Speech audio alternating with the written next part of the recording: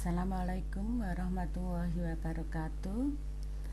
Selamat pagi, selamat bertemu pada pembahasan materi manajemen pemasaran jasa. Nah, sekarang ini pada pertemuan kelima, yaitu bahasan kita tentang produk jasa.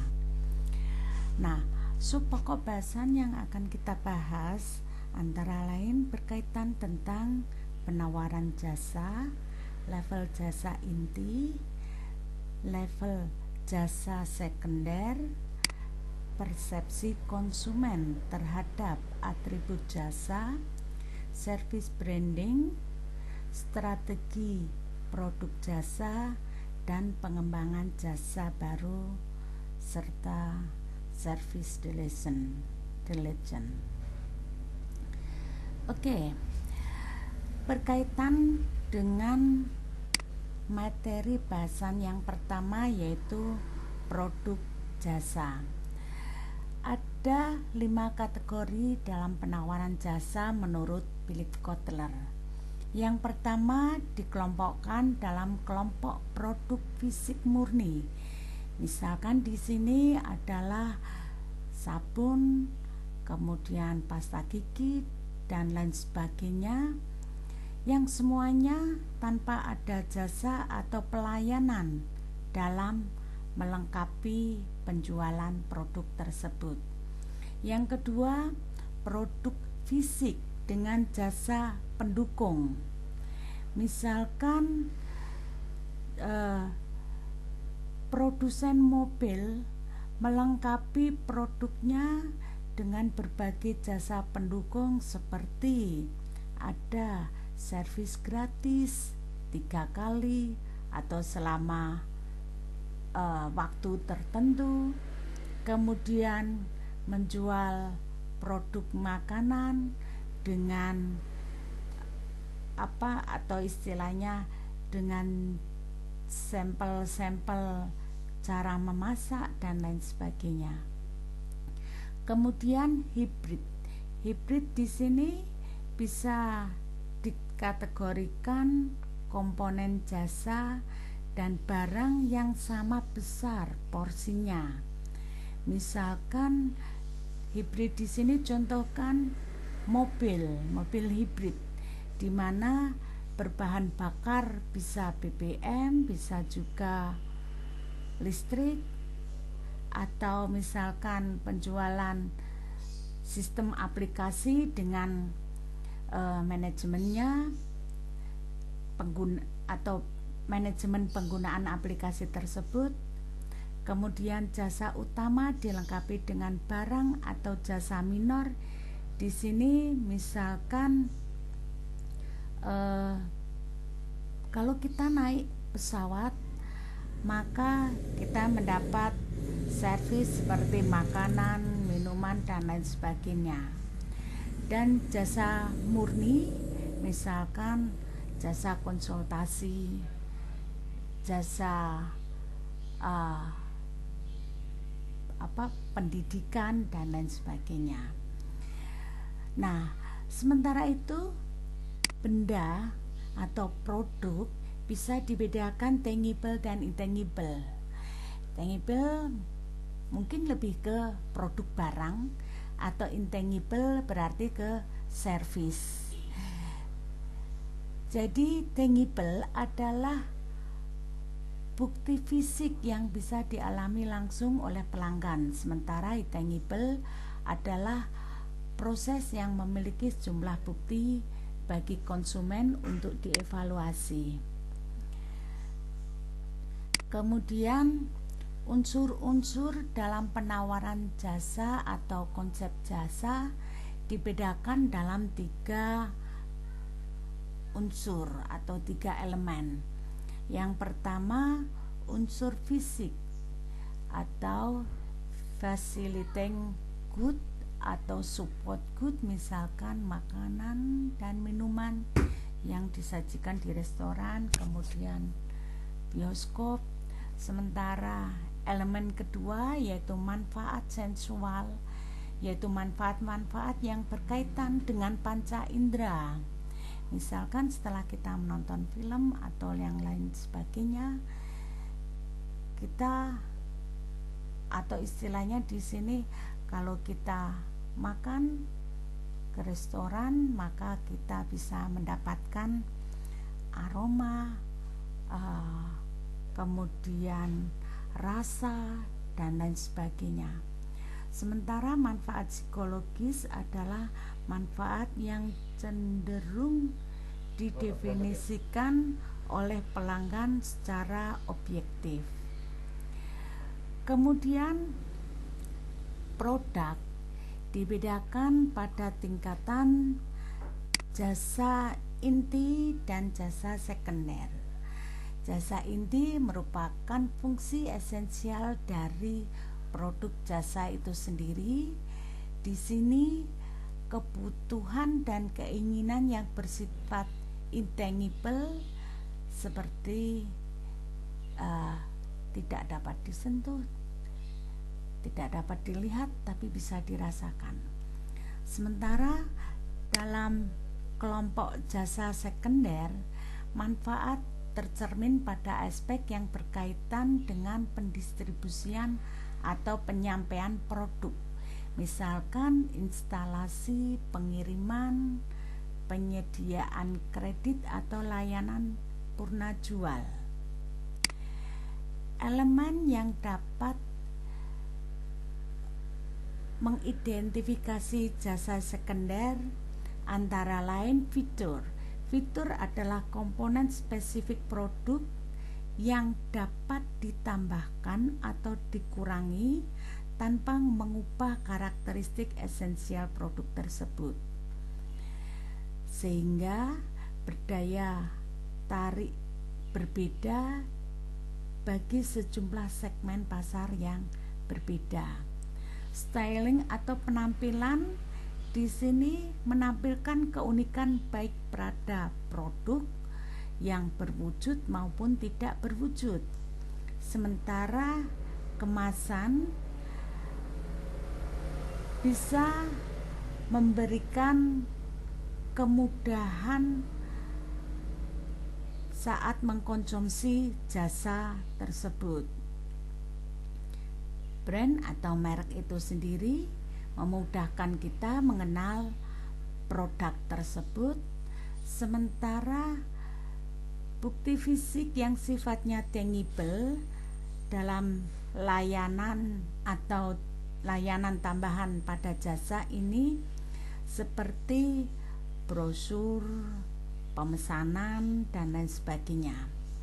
Penyampaian jasa dalam konteks jasa yaitu konsep aksesibilitas yang dipandang tepat daripada konsep pengiriman yang biasanya dijumpai dalam pemasaran barang.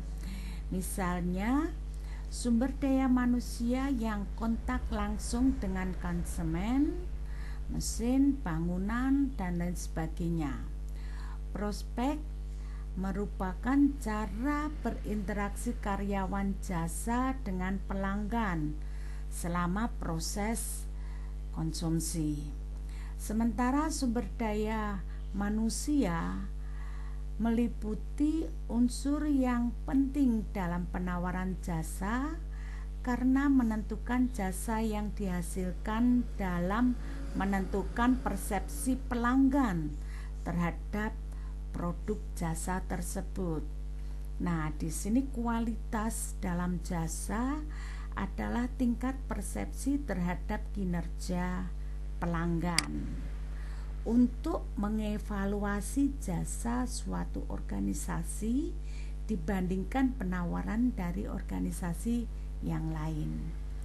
Sementara 8 fungsi yang berkaitan merek oleh Capsviver diidentifikasikan dalam fungsi identifikasi, praktik, jaminan, optimalisasi, karakteristik, kontinuitas, hedonis, serta fungsi etis. Fungsi hedonis merupakan kepuasan yang berkaitan dengan daya tarik merek, logo, maupun komunikasi. Sementara etis yaitu kepuasan yang berkaitan dengan perilaku merek. Selain jasa inti, jasa sekunder, sekarang ke service branding atau brand. 3 tipe utama merek yang masing-masing memiliki citra merek yang berbeda, yaitu atribut, aspiration, dan expensive. Atribut adalah merek-merek yang memiliki citra yang mampu mengomunikasikan keyakinan atau kepercayaan terhadap atribut fungsional dari produk tersebut. Sementara aspiration brand, merek-merek yang menyampaikan citra tentang tipe orang yang membeli merek bersangkutan. Citra tersebut tidak hanya menyangkut produk, tetapi justru lebih banyak berkaitan dengan gaya hidup yang didambakan, seperti kelompok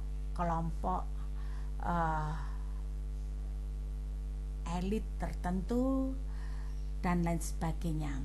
Sementara expensive brand mencerminkan merek-merek yang menyampaikan citra, asosiasi, dan emosi bersama. Tipe ini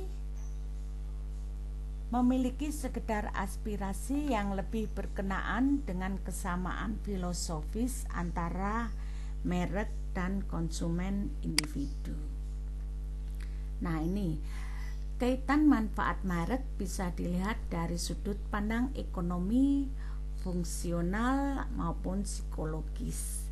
Misalkan manfaat ekonomis, merek ini merupakan sarana bagi perusahaan untuk saling bersaing memperebutkan pasar dalam pangsa pasar tertentu. Sementara secara manfaat fungsional, merek memberikan peluang bagi diferensiasi produk jasa kita dengan pesaing. Kalau manfaat psikologis, merek merupakan penyederhanaan atau simplikasi dari semua informasi produk yang perlu diketahui konsumen. Nah, merek ini agar positioningnya baik terhadap konsumen, maka perlu di branding. Nah, kenapa branding ini penting? Karena bagi perusahaan jasa, branding yang kuat atau merek yang kuat dapat meningkatkan kepercayaan pelanggan dalam pembelian jasa yang sifatnya abstrak atau intangible. Reputasi juga berpengaruh terhadap persepsi baik stakeholder, pasar, sumber modal ini maupun dunia perbankan. Sementara dalam penetapan harga ini juga bisa dalam menetapkan harga premium dan lain sebagainya. Nah, strategi produk bisa dilihat baik kedalaman maupun keluasannya. Kalau kedalaman arahnya menyangkut lini produk, misalkan. Sementara kalau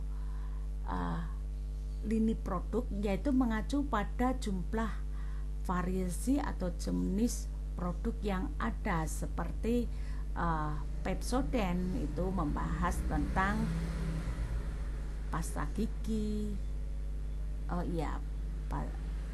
atau bukan Pepsodent ya arahnya.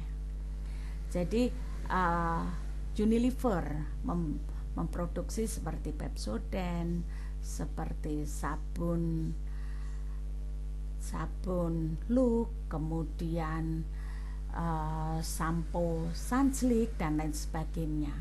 Sementara kaitan dengan keluasan ini berkaitan dengan jumlah lini produk yang ditawarkan dalam organisasi.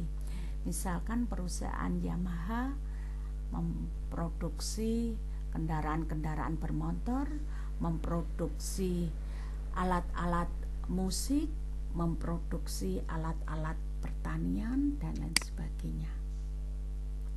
Ini. Nah, di mana setiap produk akan